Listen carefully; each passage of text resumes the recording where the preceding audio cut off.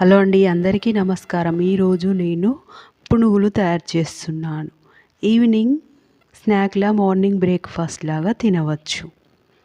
1 cup మినప్పప్పును నీళ్ళు వేసి night నాననిచ్చి ఉదయాన్నే నీళ్ళు తీసివేసి ఇలా మెత్తని పేస్ట్లా తయారు చేసుకొని, 1/2 స్పూను ఉప్పు, చిటికెడంత వంట సోడా, 1/2 స్పూన్ జీలకర్ర వేసి మొత్తం దగ్గరికి వచ్చేంత వరకు కలిపి 10 నిమిషాలు పక్కకు ఉండనిచ్చాను.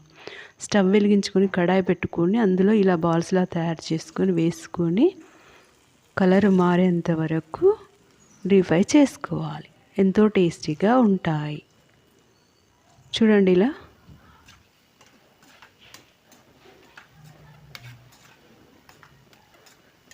ఇలా అప్పుడప్పుడు తయారు చేసుకొని తినవచ్చు. ఇప్పుడు చలికాలం కదండి, ఇలా వేడివేడిగా తయారు చేసి పెట్టండి. చాలా బాగా ఉంటాయి. ఆరోగ్యానికి ఎంతో మేలు చేస్తాయి. మినప్పప్పు ఉంటుంది కదండి, అందుకని బోన్స్ బలంగా తయారవుతాయి. నేను కొబ్బరి చట్నీ తయారు చేశాను. కొబ్బరి, వేరుశనగ గుండ్లు,